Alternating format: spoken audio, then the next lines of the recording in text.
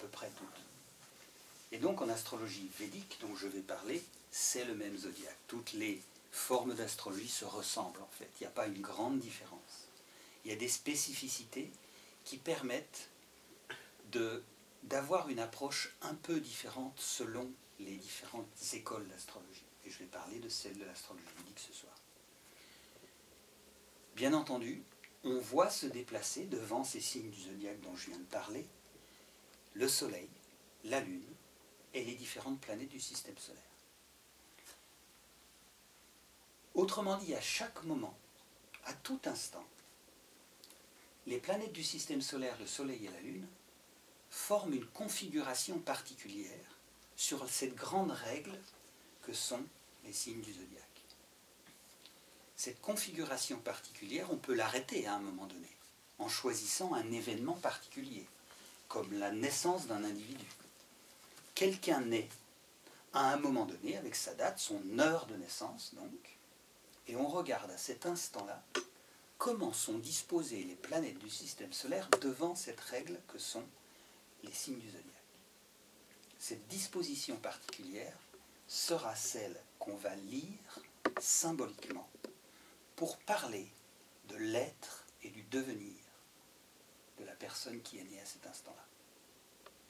Pourquoi est-ce qu'il est possible de regarder cette disposition particulière pour parler d'un individu qui apparemment n'a pas grand-chose à voir avec les planètes du système solaire, il est né sur Terre?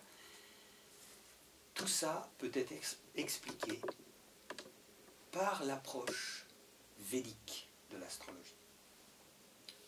Védique veut dire qui vient du Veda.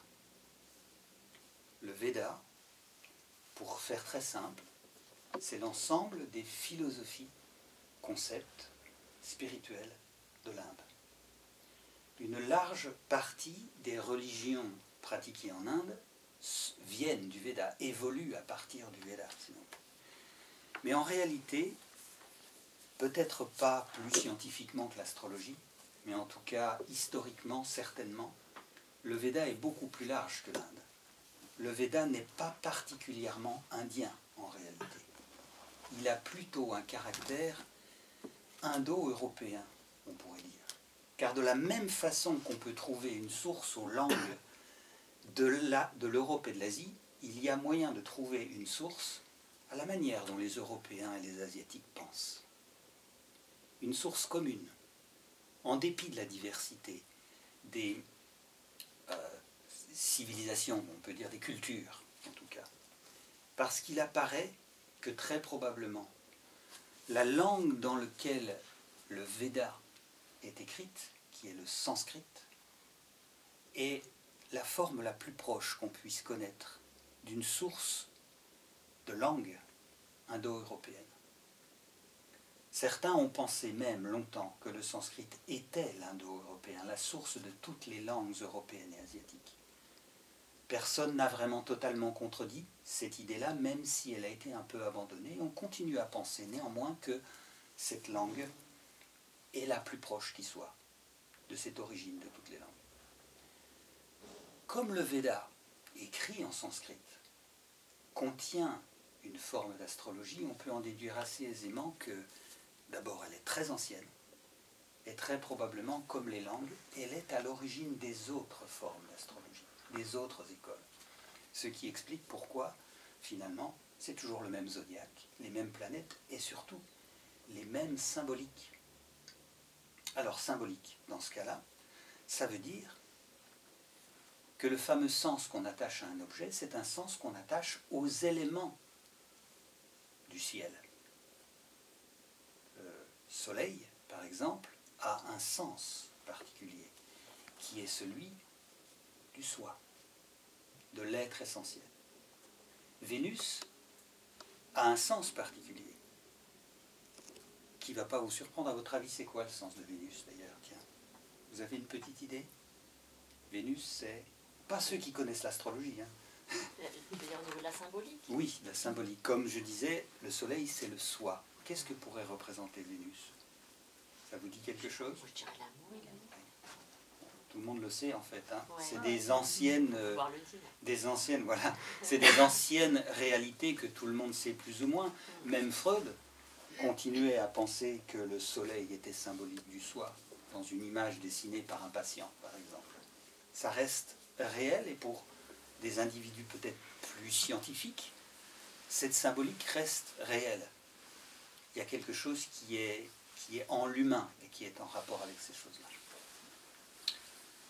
Voilà, donc, le Veda, qui a créé, si on peut dire, c'est pas tout à fait l'idée, mais je vais faire simple là, c'est symbolique dans l'astrologie, est basé, ce Veda donc, est basé sur une philosophie fondamentale, ou on pourrait dire une foi fondamentale, en rapport avec cet univers, avec la vie. Le Veda, c'est énorme, hein.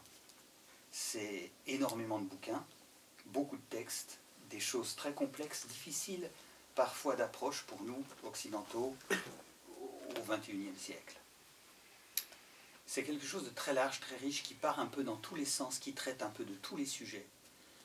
Mais en dépit de cette complexité, de cette largeur que représente le Veda, tout est basé sur une seule idée, un seul concept, une seule foi fondamentale, qui est simplement que tout ce qui existe, sans exception, y compris le temps et l'espace eux-mêmes, tout est la manifestation d'une seule réalité fondamentale. Cette réalité fondamentale, que je vais simplement dire être une substance fondamentale pour l'instant, mais dont on pourrait dire qu'elle est un être fondamental aussi, cette réalité, je la préfère comme substance pour l'instant pour donner le sens qu'elle est l'élément à partir duquel tout est fabriqué. Bien sûr, c'est un élément abstrait, puisque cet élément doit d'abord manifester temps et espace pour permettre à des forces et de la matière d'interagir à l'intérieur de ce temps et cet espace. Mais c'est une substance qui permet de se représenter. Parler de substance permet de se représenter. Cette idée que tout est fait de la même réalité.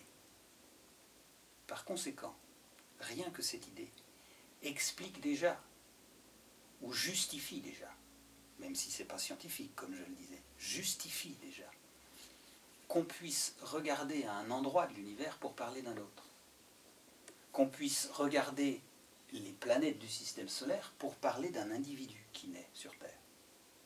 Parce que c'est la même substance. Parce que c'est la même réalité fondamentale qui s'exprime à l'intérieur de quelque chose que cette réalité fondamentale fabrique elle-même dans le temps et l'espace. Autrement dit, dans ce cas-là, en même temps, en deux endroits différents. C'est la même réalité qui joue avec le temps et l'espace pour représenter une seule réalité, elle-même, de diverses manières possibles. Ce qui est intéressant, c'est que dans cette réalité, il y en a une qui est très visible, facilement descriptible, et il y en a une qui est beaucoup plus subtile et quasi invisible. Ce qui est visible, c'est la disposition des planètes. N'importe qui peut les voir, n'importe qui peut les calculer avec un logiciel, c'est très simple. On sait où sont les planètes. Et comme on connaît leur symbolique, on peut facilement combiner les symboles entre eux pour commencer à parler de ce que ça peut vouloir dire. Ce qui est mystérieux et invisible, c'est l'être de l'individu qui naît. Sa personnalité, qui n'est pas encore manifeste de toute façon, son devenir, qui n'est pas manifeste non plus, et qui le deviendra justement manifeste, tout ça n'est pas visible. On peut donc regarder à un endroit de l'univers, visible, pour parler d'un autre, invisible, parce que c'est le même, la même chose. L'astrologie védique ne considère pas qu'il y a une influence de planètes sur les individus. L'astrologie védique considère qu'il y a une identité entre l'individu et l'univers. L'individu est l'univers pour le Veda. Donc on regarde l'univers pour parler parler de l'individu. On regarde ce qui est visible pour parler de ce qui n'est pas. L'individu révèle, pardon, l'univers révèle ce qu'est l'individu, intérieurement, dans ce sens-là. Alors, ça, c'est la présentation succincte de ce qu'est l'astrologie dans l'esprit védique. Maintenant, il faudrait savoir pourquoi on est là, c'est-à-dire pourquoi est-ce qu'on parle d'astrologie, à quoi ça sert l'astrologie, pourquoi est-ce qu'il y a cette chose qui semble survivre en dépit d'attaques nombreuses contre elle, et répétée, et constante, et encore plus forte maintenant que jamais. Pourquoi est-ce qu'elle est toujours là, et pourquoi est-ce qu'il y a des gens qui, comme vous, par exemple, viennent s'y intéresser? Il doit bien y avoir une raison à ça. Alors,